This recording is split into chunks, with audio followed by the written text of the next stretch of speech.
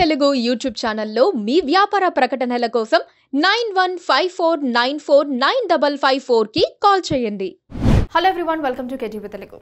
దేశంలో ఇప్పుడు వారసత్వ పన్నుపై చర్చ జరుగుతోంది. కాంగ్రెస్ పార్టీ వస్తే వారసత్వ పన్ను వేస్తామని చెబుతోందని, తాలిబోట్లను కూడా లాక్కుంటారని మోదీ ఆరోపిస్తున్నారు. కానీ తాము అలా చేస్తామని చెప్పలేదని కాంగ్రెస్ అంటోంది. కానీ కాంగ్రెస్ పార్టీకి సిద్ధాంతకర్తగా భావించే శ్యామ్ పిట్రోడా అనే పెద్ద మనిషి అమెరికాలో వారసత్వ పన్ను ఉందని, మన దగ్గర కూడా విధించవచ్చని ఆయన చెబుతున్నారు. ఈ విషయాన్ని బీజేపీ మరింత అడ్వాంటేజ్గా తీసుకుంది. అందుకే వారసత్వ పన్నుపై ఇప్పుడు విస్తృత చర్చ జరుగుతోంది. భారత ప్రజలకు వారసత్వ పన్ను, సంపద పన్ను అనేది కొత్తగా వినిపించే పదం. కానీ ఇది భారత్లో చాలా కాలం క్రిందటే అమలైంది. ఎస్టేట్ డ్యూటీ యాక్ట్ 1953 చాలా కాలం అమలైంది. అయితే 1985లో అప్పటి రాజీవ్ గాంధీ ప్రభుత్వం ఈ చట్టాన్ని రద్దు చేసింది. పన్ను వసూళ్ల కంటే వారసుల నుంచి వసూలు చేయడానికి అయ్యే ఖర్చులు, కోర్టు లిటిగేషన్లు, చికాకుల నేపథ్యంలో ఈ చట్టాన్ని రద్దు చేశారు.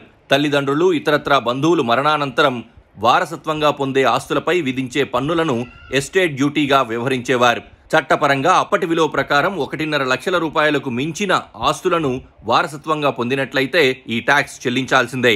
ఒక వ్యక్తి మరణించినప్పుడు అతడి పేరు మీదున్న ఆస్తుల విలువను మదించి ఆ విలువ 1.5 లక్షల రూపాయలకు పైగా ఉంటే ఆస్తి విలువలో 7.5% పన్ను కింద అధికారులు వసూలు చేసేవారు. అయితే చట్టంలోని లొసుగులను వాడుకుంటూ చాలామంది పన్ను ఎగవేతకు పాల్పడేవారని ఆరోపణలొచ్చాయి. పన్ను వసూళ్లకు అనేక లిటిగేషన్లు ఎదురవడంతో ఖర్చు పెరిగిపోయేది. తీరా చూస్తే వసూలు చేసే సొమ్ము కంటే ప్రభుత్వానికి అయ్యే ఖర్చు ఎక్కువగా ఉండేదని తేలేది. ఈ ట్యాక్స్తో ప్రభుత్వానికి సమకూరే మొత్తం చాలా తక్కువగా ఉండడంతో ప్రభుత్వం ఎస్టేట్ డ్యూటీని రద్దు చేసింది. అమెరికాలో వారసత్వ పన్ను చట్టం ఇప్పటికీ అమల్లో ఉంది. దీని ప్రకారం ఆ దేశంలో ఎవరైనా $100 మిలియన్ ఆస్తి సంపాదిస్తే అతడి మరణానంతరం ఆ ఆస్తిలో 55% ప్రభుత్వం స్వాధీనం చేసుకుంటుంది. 45% మాత్రమే అతడి వారసులకు చెందుతుంది. ఇది చాలా ఆసక్తికరమైన చట్టం. సంపాదించిన ఆస్తిలో సగానికి పైగా సమాజం కోసం వదులుకోవాలని ఈ చట్టం చెబుతుంది. సంపాదించిన వ్యక్తికే ఆ ఆస్తి మొత్తం చెందదు. అయితే ఇది అమెరికాలోని కొన్ని రాష్ట్రాల్లో మాత్రమే అమలవుతోంది.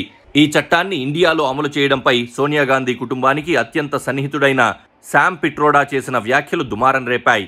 సంపద సమానంగా పంపిణీ పేరుతో మేనిఫెస్టోలో కాంగ్రెస్ చేసిన వ్యాఖ్యలు దీనికి ఆజ్యం పోశాయి. నిజానికి మోదీ ప్రభుత్వం కూడా ఇలాంటి ఆలోచన చేసింది. అమెరికా, యూకేల్లో వారసత్వ పన్ను కొనసాగుతున్నట్లే భారత్లోనూ ఈ తరహా పన్నులను విధిస్తే బాగుంటుందని 2017లో మోదీ ప్రభుత్వం యోచించింది. 50,000 రూపాయల కంటే ఎక్కువ విలువైన ఆస్తులు, సొమ్ము వారసత్వంగా సంక్రమించినట్లయితే ఆ సొత్తును ఇతర మార్గాల ద్వారా లభించిన ఆదాయం కింద పరిగణించాలని భావించింది. దీనిపై వారసత్వ పన్ను విధించాలని అప్పటి ఆర్థిక మంత్రి అరుణ్ జైట్లీ ప్రతిపాదించారు. ఈ మేరకు చట్టంలో సవరణలు, ఇతరత్రా మార్గదర్శకాల కోసం మోదీ ప్రభుత్వం విధి విధానాలను కూడా రూపొందించింది.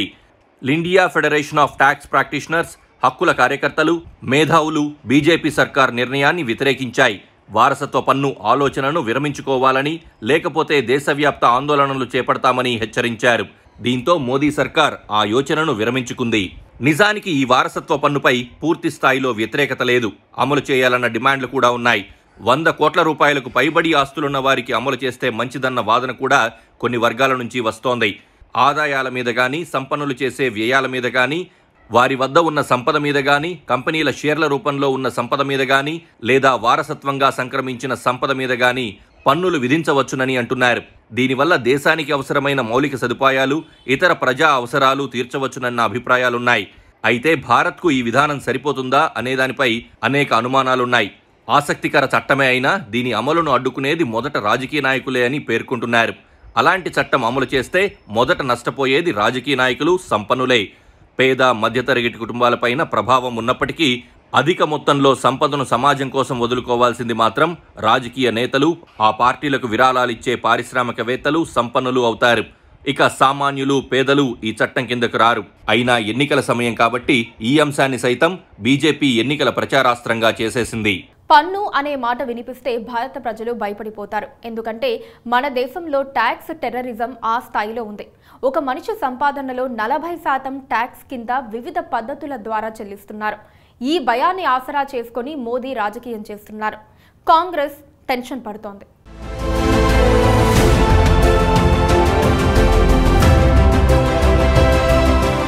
Please